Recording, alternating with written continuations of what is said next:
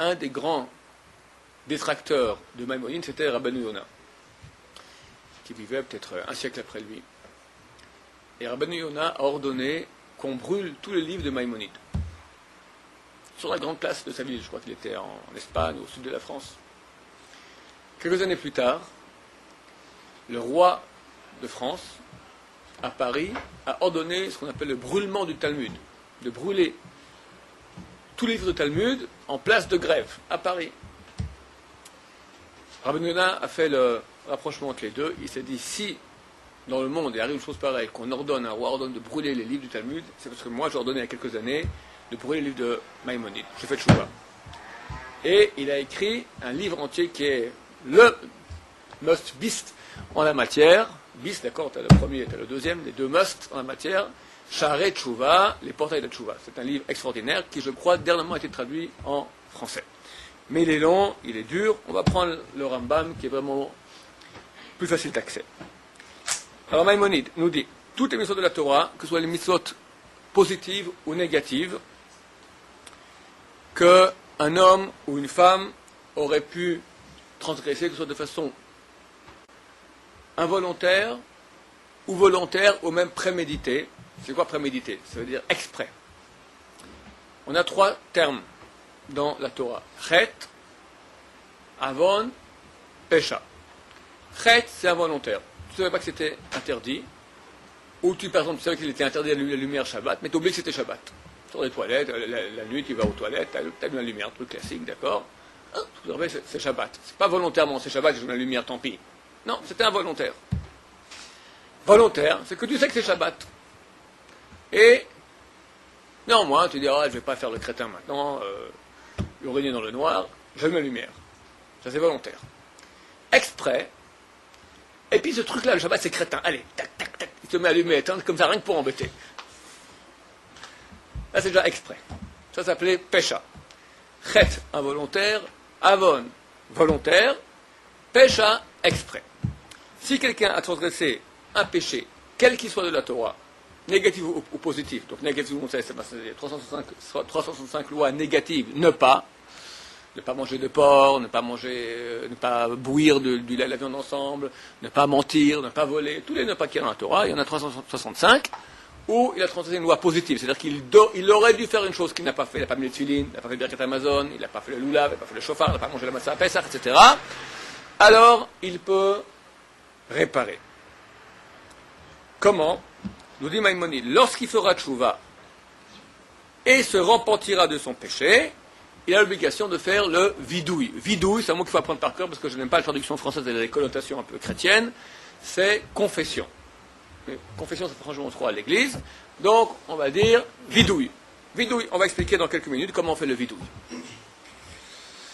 Là, j'aimerais m'attarder une seconde sur la terminologie de Maïmonide. Maïmonide dit, lorsqu'il fera tchouva, ve'yashuv mecheto, et se repentira de son péché. Comme s'il y aurait deux étapes. Faire tchouva, c'est se repentir. Ça veut dire quoi? Lorsqu'il se repentira, il se repentira de son péché. Il y a ici une redondance. Alors on va expliquer. La tchouva n'est pas une chose que nous pouvons faire de façon programmée. On verra plus tard quelqu'un qui dit, je vais faire tchouva, je vais pécher. Après, je fais tchouva. Cet été, je vais en Israël, Elat. Il y a des filles, il y a la plage, il y a des boîtes, et c'est interdit. Bon, heureusement, Dieu a bien fait la chose que Yom Kippour, c'est pas au mois de juin, c'est au mois de septembre, au mois d'octobre, après l'été. Donc, on va faire les malins, mais après, Kippour, un cours du Rav Shaya sur Internet, réparer le tchouva, on peut tout réparer, machin, je vais faire le crétin pendant 2-3 mois, m'éclater, puis après on va tout réparer, tchouva, Yom Kippour, je vais pleurer comme il faut, et voilà. Heureusement que Dieu a créé la tchouva, hein. Miséricordieux. Il comprend que l'erreur est fatale, comme je l'ai dit, etc. Donc, femme fatale, femme au pluriel, fatale au pluriel aussi, et voilà, ça marche pas. C'est marqué que celui qui dit comme cela, alors on l'empêche de tchouva, et Yom Kippour n'explie pas. Pourquoi? Alors, Maïmonide va dire, quand on dit cela, c'est pas que ça empêche complètement, mais ça rend très difficile. On va t'empêcher du ciel, Pourquoi? La tchouva, c'est un cadeau. c'est une lumière spéciale qui vient de ma neshama, donc de Dieu, dans moi. Moi, c'est plus bas que neshama, c'est ruach. On a 3 niveaux, nefesh, ruach, neshama. Neshama, c'est divin. Mais moi, je ne suis pas au niveau de ma neshama. Il faut que, par miracle, par bonté de Dieu, par miséricorde, tout à coup, comme ça de façon très inopinée, tout à coup, il y a une lumière qui vient de ma neshama, donc de Dieu, par ma neshama, dans mon ruach, dans moi, et un appel, un regret, une envie de se purifier, une envie de faire un bilan de la vie, etc. On ne peut pas programmer cela. Je ne peux pas dire dimanche, lundi, mardi, ou juin, juillet, août, je fais le crétin, septembre, je fais le tchouva. Viens septembre, allez, ou mercredi, comme je dis, maintenant je regrette. On verra qu'une des conditions sine qua non de la tchouva, c'est le regret. On ne peut pas avoir un regret sur commande. On ne peut pas programmer un regret. Un regret, c'est que tu as changé. Tu étais là, maintenant tu es là. Alors tu regrettes comment tu étais. Mais si tu es au même au niveau, tu ne veux pas être là, tu dis, attends, je regrette ce que j'étais. Comment tu regrettes? Tu es le même.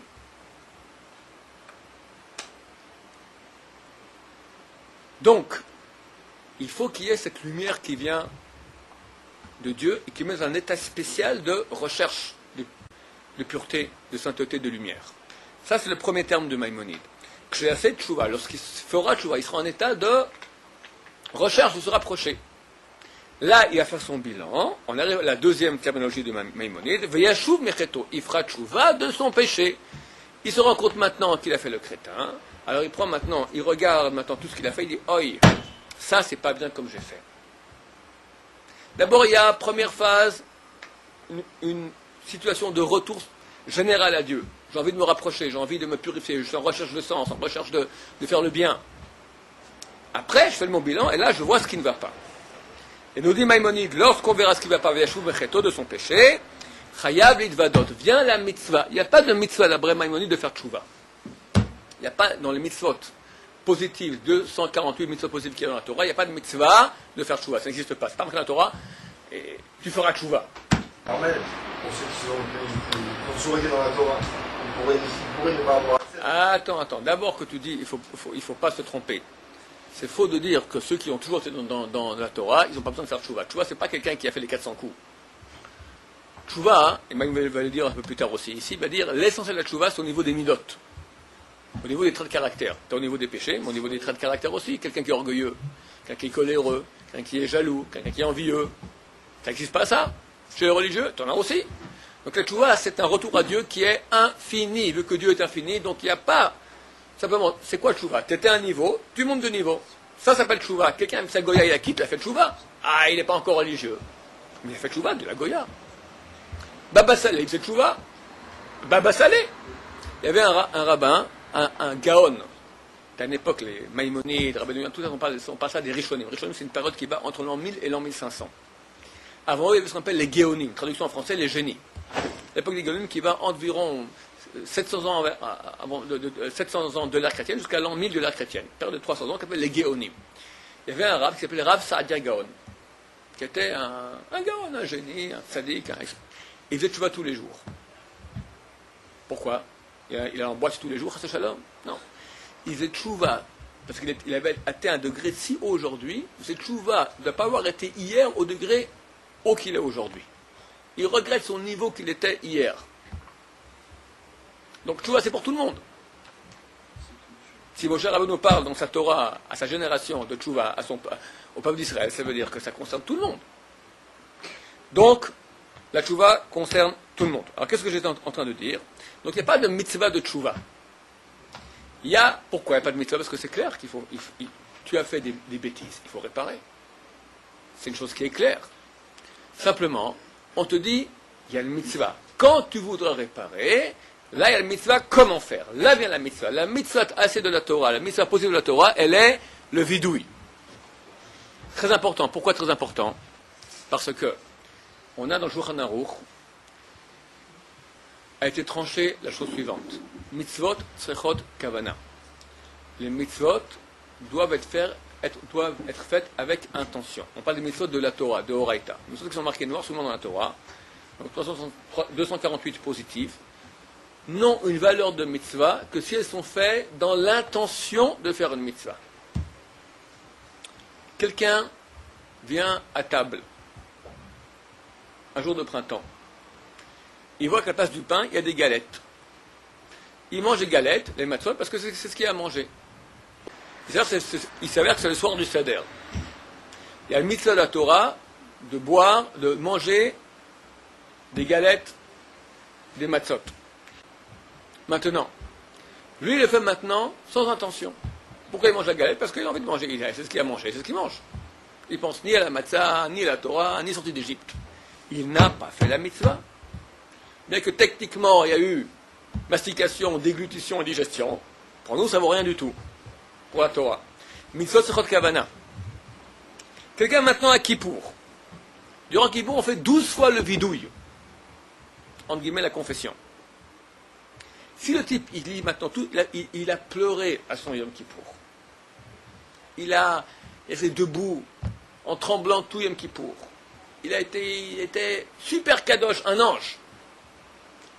Mais il n'a pas pensé, quand il disait le vidouille, je fais maintenant la mitzvah de la Torah de vidouille, eh bien il a raté cette mitzvah. Il est en plein Kippour, il rate la mitzvah maintenant. 12 fois il a raté. Donc pourquoi je vous dis maintenant cela? Quand on fait le vidouille, pas forcément à Kippour, tous les jours, enfin après la prière, on fait le vidouille, en tout cas à Shachrit et Mincha, Ana Hashem, etc. Hachamnu, Baganu, Gazanu, ça c'est un vidouille. On doit penser, je fais maintenant la mitzvah tassée de la Torah, de vidouille. Sinon, c'est de la lecture. C'est sympa aussi. Tu auras aussi du mérite d'avoir la lecture. C'est gentil, c'est bien de lire en pleurant le sidour. La mitzvah de vidouille, tu ne l'as pas fait. Donc, vu que c'est la mitzvah de la Torah, il est important de se rappeler. La mitzvah, ce n'est pas la tchouva. Tchouva, c'est évident qu'il faut la faire. Mais il ne faut pas rater la mitzvah quand on fait tchouva, de faire le vidouille. Et penser qu'on fait la mitzvah de la Torah. C'est une grande mitzvah qu'il est dommage de rater. Comment fait-on le vidouille? Alors on dit, le Rambam va donner maintenant, c'est quoi le vidouille? Comment on le fait? On se met debout et on dit, Ana Hashem, ô Dieu, Chatati, Aviti, Pashati, j'ai péché, péché, péché, les trois sortes de péchés que j'ai cités auparavant, involontaire, volontaire et exprès. On dit une inondation, comment on dit? Oui, bien sûr.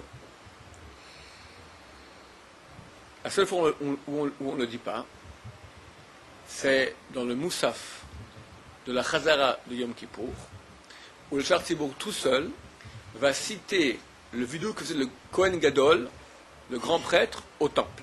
C'est ça, Seder Avoda. Et là-bas, il va rappeler 10 fois en tout le nom de Dieu.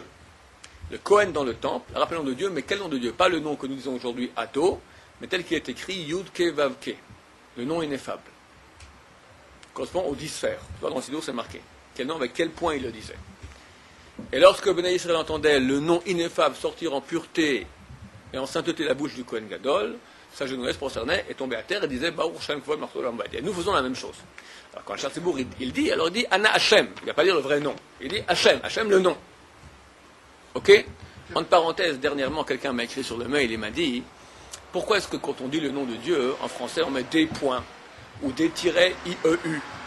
Alors c'est pas un nom kadosh. Il dit ça vient de la racine Zeus, Zeus donc le dieu grec, et on n'a rien à faire de Zeus, d'accord, on peut la retirer, ça rien du tout, c'est la Vodazara. Je lui ai dit, à mon avis, c'est pas tout de la racine Zeus que ça vient. Beaucoup de choses chez les Français viennent de l'hébreu. Une infinité de mots sont, j'ai toute une liste que je suis en train d'ailleurs de, chaque fois que j'ai un nouveau mot comme ça, je le marque, j'en suis à quelques dizaines déjà, de noms français qui sont vraiment de l'hébreu.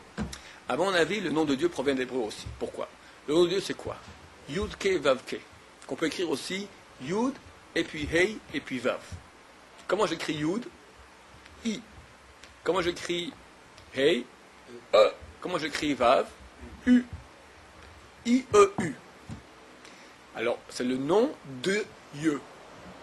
Avec le temps, ils ont appelé le nom de Dieu. C'est le nom Dieu. À mon avis.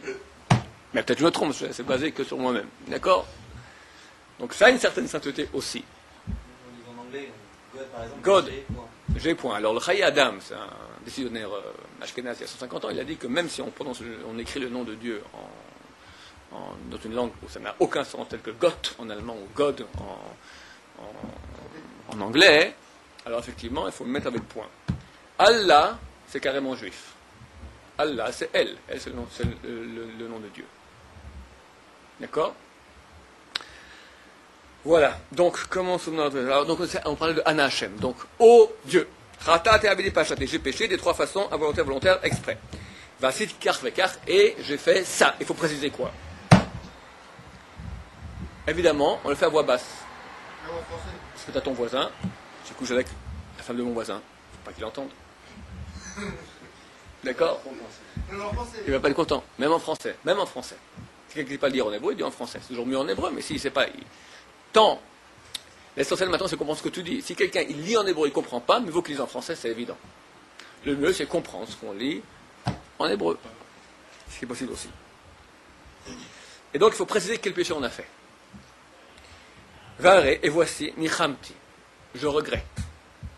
Veboshti, j'ai honte. Bemaasai, de mes actions. Ulolam, eni choser davarze, et pour l'éternité, je m'engage à plus jamais transgresser cela. Vezer ukaro chevelou, c'est l'essentiel du vidouille. 3 étapes. Reconnaître. Donc, à voix haute. À voix haute, je veux dire, en parlant. Tu peux dire ça en chuchotant, mais il faut qu'il y ait ici une expression. C'est vrai que dans les cas extrêmes, quelqu'un, il est sur son lit de mort. Avant de mourir, il faut faire tchouva, il faut faire le vidouille. On fait le vidouille. Quelqu'un qui est agonisant, vient un arabe ou quelqu'un approche, lui dit, écoute, beaucoup de gens ont fait le vidouille et ont survécu. Beaucoup sont morts sans faire le vidouille. Fais le vidouille, tu n'as rien à perdre. Il ne faut pas dire à quelqu'un fait le vidouille, parce que là tu lui dis, t'es mort. Tu le tues. Beaucoup de gens ont dit le vidouille et ont survécu. Mais tu ne perds rien à le faire. Il fait le vidouille, on fait faire Shema Israël, tout un texte qu'il faut faire à quelqu'un qui va mourir. Donc l'important est de faire tchouva au moins le jour de sa mort. S'il ne peut pas, il a un tuyau dans la bouche, une sonde. Alors, même en pensée, c'est valable. A priori, quelqu'un qui peut le dire en parlant, c'est mieux de le dire en parlant. Donc, première étape, reconnaître. Deuxième étape, regretter et avoir honte. Si quelqu'un arrive à un niveau extraordinaire de rougir de son péché face à Dieu, là, c'est nickel. C'est la plus belle chose qu'il puisse y avoir. Troisième, prendre sur ça de façon totale, plus jamais je referai cela. On reviendra sur ces détails un peu plus loin. Tout celui qui va rallonger, ça c'est l'essentiel. Maintenant, tu vas rallonger. Je regrette, et comment j'ai pu faire ça? Mais quel crétin j'ai été, oh Dieu, je t'en supplie, aide-moi à remonter, je regarde ce que j'ai fait, et j'ai fait ça, et j'ai fait ci, et j'aurais pu faire autrement, et j'ai fait comme ça. Rallonger. Comme tu vas t'excuser à quelqu'un. Tu as mis du poil à gratter dans son lit. Ça fait 10 ans que tu lui mets du poil à gratter dans son lit, et lui ne sait jamais qui c'est. Je suis gentil quand je dis ça. Je veux dire, t'as fait du lachonara sur lui, tu l'as descendu, d'accord? Un beau jour, tu viens, écoute, je m'excuse, hein. Bon, après la loi, au bout de 3 fois, il doit t'excuser. Mais ce n'est pas des façons. Je regrette ce que j'ai fait, je me rends compte maintenant ce que j'ai fait, c'est comment j'ai pu faire une chose pareille. Et tous les soirs, je mettais aux endroits que je savais que ça déclarait beaucoup plus, et j'essayais de calculer, et je parlais la chonera sur toi, et à cause de moi, tout le monde t'a haï, t'as dû changer de vie, ta vie, ta parnassa, elle est partie. Comment j'ai vu. Vous comprenez? Il y a une différence entre faire une excuse qui est courte et une grande. Avec Dieu, à plus forte raison. Plus tu vas t'étendre, mieux c'est. Mais on ne peut pas dire que c'est pas valable de dire aussi en cours. En cours, ça fait une excuse aussi.